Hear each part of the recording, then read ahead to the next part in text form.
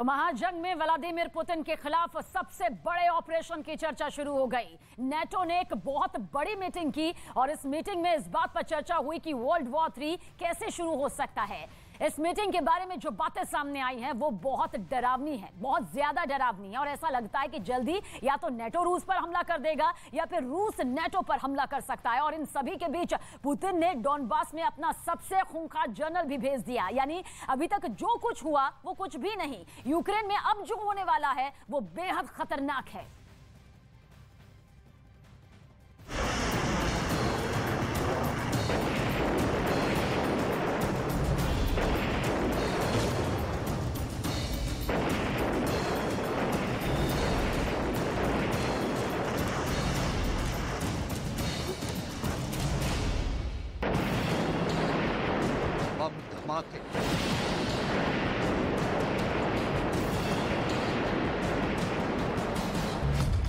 Missile attack,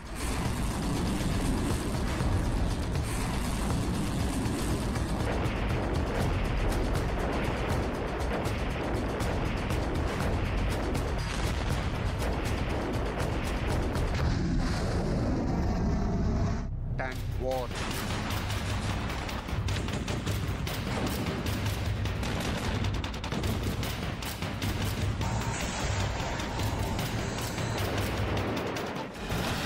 rocket launcher,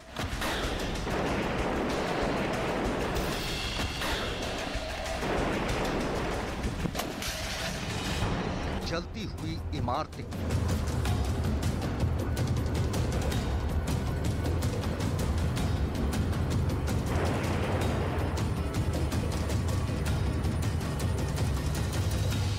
राख हुई buildings,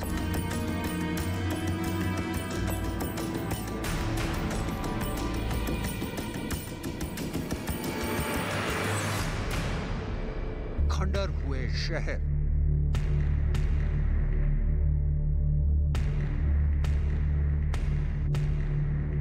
बीते 1 महीने और 2 हफ्ते में आपने जो कुछ भी देखा ये तो सिर्फ झांकी है। अभी यूक्रेन की जंग में बहुत कुछ बाकी है। पुतिन अपना सबसे खूंखार जनरल यूक्रेन की युद्ध भूमि में भेज रहे हैं।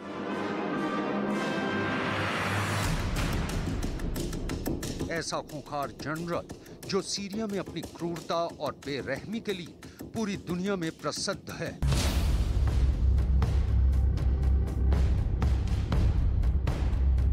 ज़ेलेंस्की ये संकल्प ले चुके हैं कि कीव से रूस की फौजों की पकड़ ढीली होने के बाद अब डॉनबास के इलाके में रूस को बहुत भीषण चुनौती दी जाएगी।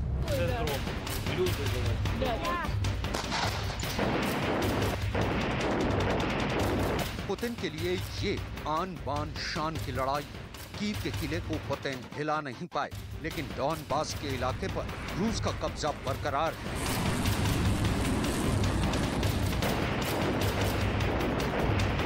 अगर डॉनबास में भी ज़ेलेंस्की की आर्मी ने लीड ले ली तो पुतिन की सारी शान धूल में मिल जाएगी।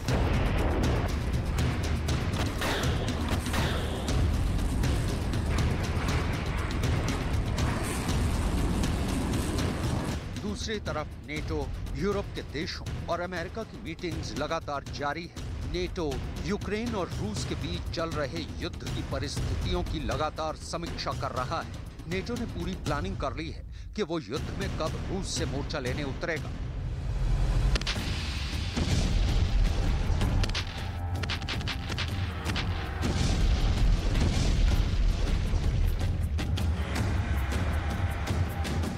यानी यूक्रेन में अब तक आपने जो देखा वो तो सिर्फ ट्रेलर था। जंग की असली फिल्म अभी रिलीज होने वाली है।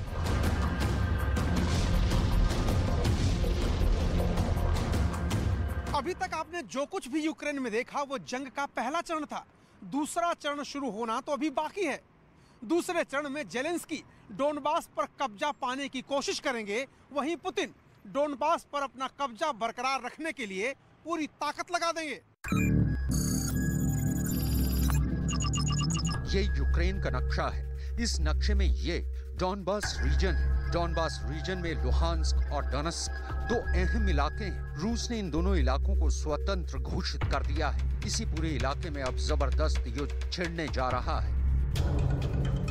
डॉनबास रीजन के इन दोनों इलाकों में रूस समर्थक अलगाववादियों की आबादी ज्यादा है, इसलिए यहाँ पर कब्जा बरकरार रखना पुतिन के लिए आसान है। आपको याद होगा, पुतिन ने युद्ध शुरू होने के फौरन बाद ही इन दोनों इलाकों पर कब्जा कर इन्हें स्वतंत्र घोषित कर दिया। लेकिन पुतिन को असली चुनौती कीव में झेलनी पड़ी। अब पुतिन कीव का किला हिला नहीं सके, इसलिए ज़ेलेंस्की ने अब कीव की सुरक्षा सफलतापूर्वक करने के बाद डॉनबास की तरफ अपने लड़ाकों को कूच करने का आदेश दिया है।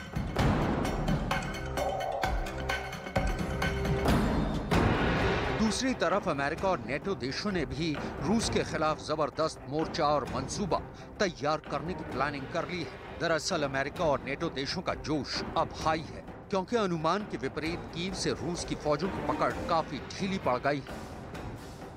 और इसीलिए अब नेटो देशों को भी लग रहा है कि रूस के खिलाफ जंग का ऐलान करने का वक्त नजदीक आ रहा है, ताकि इस पूरे इलाके से रूस की दादागिरी को हमेशा के लिए खत्म किया जा सके। इसीलिए नेटो के देश लगातार एक दूसरे से विचार विमर्श कर रहे हैं, चर्चा कर रहे हैं, बैठकें कर रहे हैं, ताकि रूस के खिलाफ किन परिस्थितियों में कौन सा विकल्प आजमाया जाए। पिछले सप्ताह ब्रसल्स में नेटो के मंत्रियों की बैठक हुई थी, जिसमें चर्चा की गई थी कि वो कौन सी 3 परिस्थितियां हो सकती हैं जब नेटो और रूस के खिलाफ युद्ध छिड़ सकता है। नेटो की बैठक में चर्चा हुई कि अगर ओदेसा के पास काला सागर में यूक्रेन की सेना नेटो के द्वारा सप्लाई हुए किसी मिसाइल से रूसी युद्धपोत पर हमला करती है और रूस के नौसैनिक मारे जाते हैं, तो पुतिन नेटो देशों पर हमला कर सकते हैं। नेटो और रूस के बीच युद्ध की दूसरी परिस्थिति ये है कि अगर नेटो देश पोलैंड और स्लोवाकिया से यूक्रेन को सप्लाई हो रहे हथियारों पर मिसाइल हमला कर देता है, तब नेटो के संविधान के आर्टिकल 5 का उल्लंघन हो जाएगा और नेटो देशों को पोलैंड और स्लोवाकिया की सुरक्षा के लिए रूस पर एक्शन लेना पड़ेगा। नेटो और रूस के बीच की युद्ध की तीसरी परिस्थिति ये बन सकती है कि अगर डॉनबास में भयंकर लड़ाई के दौरान किसी केमिकल फैक्ट्री में विस्फोट हो, जिसकी वजह से जहरीली रासायनिक गैसें निकलें, तब रूस पर हमला करने के लिए नेटो को मजबूर होना पड़ेगा।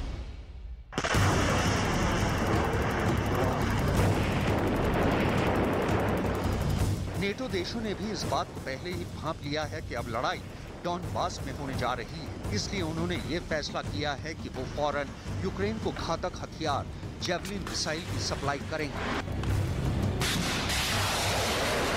ये एक एंटी टैंक मिसाइल जो दुश्मन के टैंक्स को नष्ट करने में सक्षम है। इस एंटी टैंक मिसाइल लॉन्चर को कंधे पर रखकर भी फायर कर सकते हैं।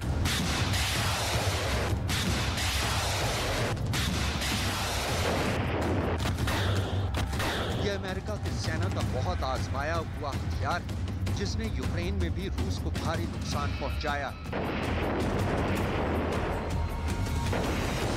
नेटो देश डॉनबास में रूस के खिलाफ यूक्रेन को next generation light anti tank weapon भी देने जा रहे हैं। यह अत्याधुनिक मिसाइल किस तरह काम करती है, इन 5 तस्वीरों से समझिए।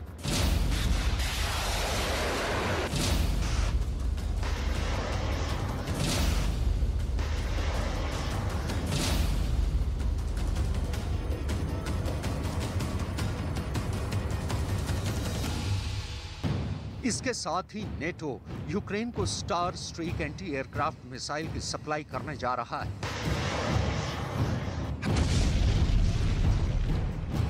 ये एक ऐसी मिसाइल है जो इस्तेमाल करने में बेहद आसान है और इसका निशाना बहुत जबरदस्त होता है।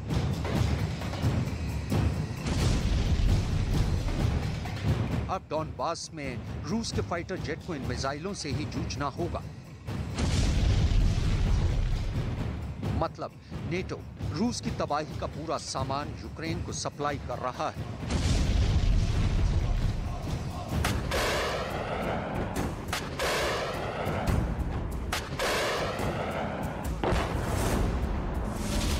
अब तक नेटो के 30 देशों ने यूक्रेन को सैन्य मदद दी है।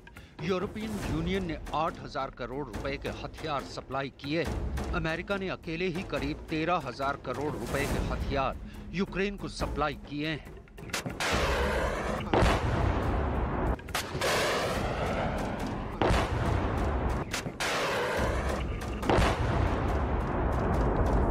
करीब 20,000 करोड़ के इन्हीं हथियारों के दम पर जेलेंस्की रूस को जबरदस्त टक्कर दे रहे हैं। आने वाले वक्त में डोनबास को लेकर रूस और यूक्रेन के बीच भीषण लड़ाई होने वाली है, ये बात रूस जानता है। इसीलिए पुतिन ने अपने सबसे काबिल और क्रूर जनरल को डोनबास के इलाके की तरफ रवाना कर दिया है। जनरल अलेक्सांद्र डोवर्निकोव, ये चेहरा देख लीजिए। पुतिन के इस सबसे जबरदस्त जनरल को पहचान लीजिए। अब आगे कई हफ्तों तक आपको यही नाम हर जगह सुनाई पड़ने वाला है। सबसे पहले ये हेडलाइन पढ़िए। ये अंतर्राष्ट्रीय अखबार ने लिखा है, Putin calls in the butcher of Syria.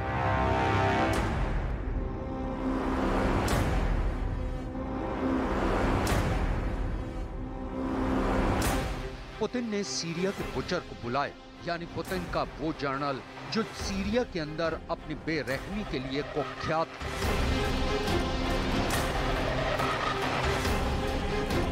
Putin को अपने इस जनरल पर बहुत भरोसा है। पुतिन के भरोसे पर खरा उतरने की वजह से कई बड़े बड़े तमगे जनरल अलेक्सांद्र डोवर्निकोव की शान बढ़ा रहे हैं। पुतिन ने अपने इस जनरल को आदेश दिया है कि वो यूक्रेन के पूरे डॉनबास रीजन को अपने कब्जे में ले ले। कई अखबार अलेक्सांद्र डोवर्निकोव को बुचर ऑफ सीरिया यानी सीरिया का कसाई कहते हैं, क्योंकि साल 2016 में सीरिया के राष्ट्रपति बशर अल असद ने पुतिन से सैन्य मदद मांगी थी। दावा किया जाता है तब अलेक्सांद्र डोवर्निकोव ने सीरिया के अंदर रासायनिक हथियारों और अंधाधुंध हवाई हमलों का इस्तेमाल बड़ी संख्या में लोगों को मार डाला था।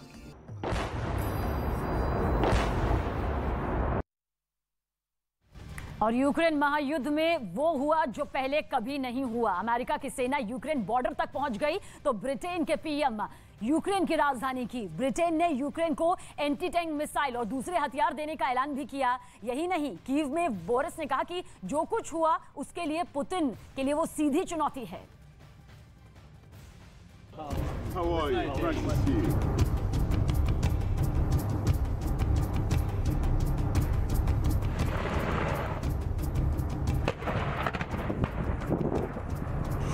यूक्रेन के पास यूएस की युद्ध की तैयारी। बोरिस की कीव यात्रा पुतिन पर भारी। ज़ेलेंस्की से मिलने यार आया।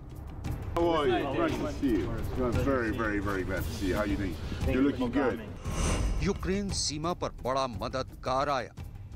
यूक्रेन बॉर्डर पर अमेरिकी सैनिकों का अभ्यास करना। यूक्रेन की राजधानी कीव में यूके के पीएम का आना।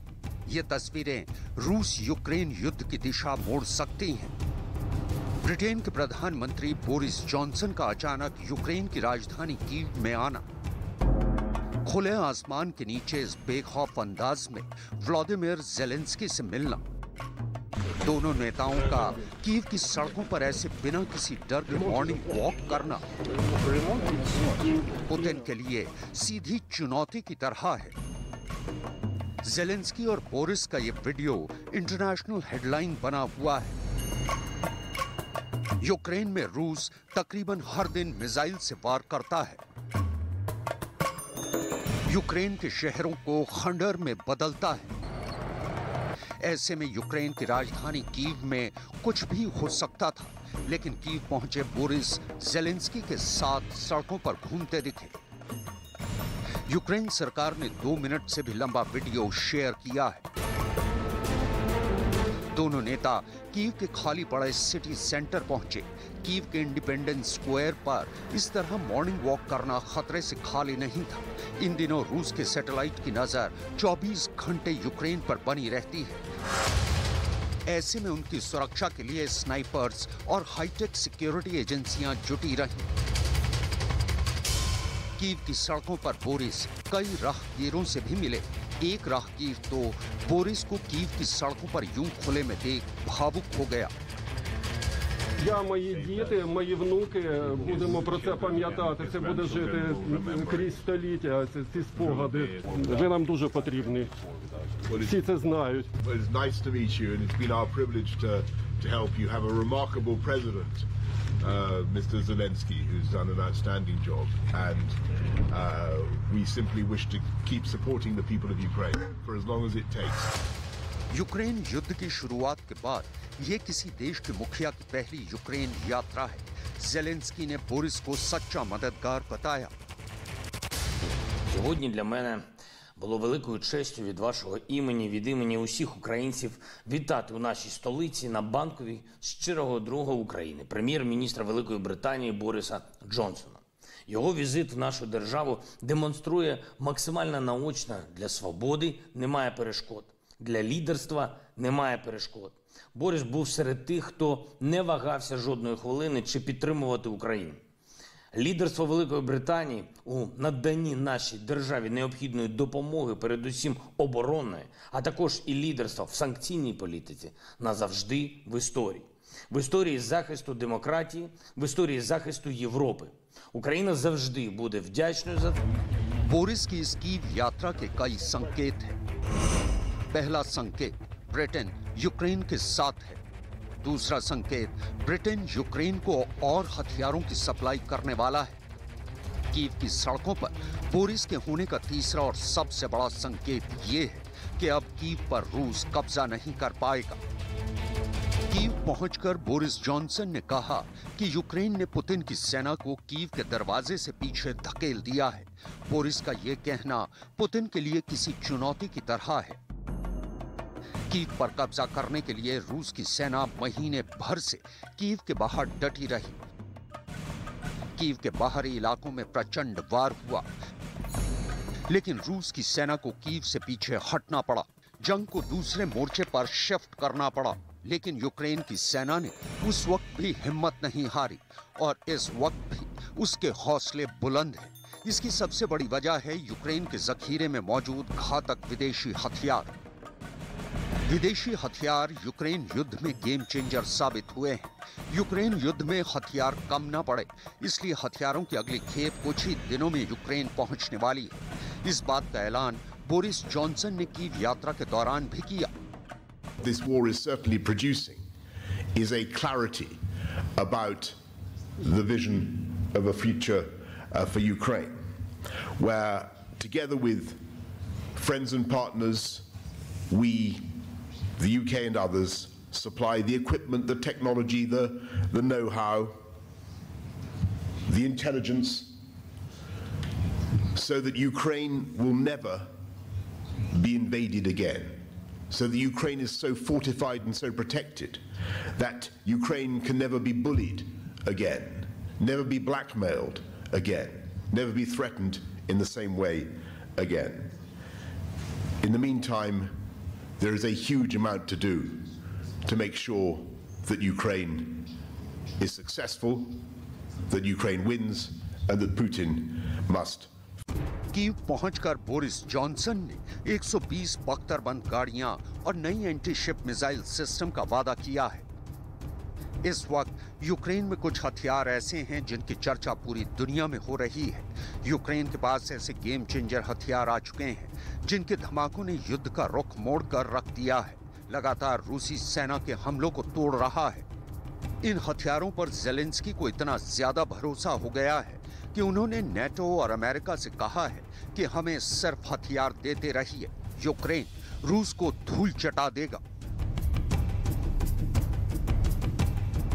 НАТО цієї війни не було, чи вона була б по-іншому розгорталась. У нас було б плече близьких сусідів, потужних сусідів, ми разом могли б воювати. І впевнені, в принципі, що війни би... Javelin, N-Law, 84, TB2 drone, stinger और S-300 एयर डिफेंस सिस्टम, ये 6 ऐसे हथियार हैं जिन्होंने यूक्रेन युद्ध का रुख पहले दिन से मोड़ दिया। रूस की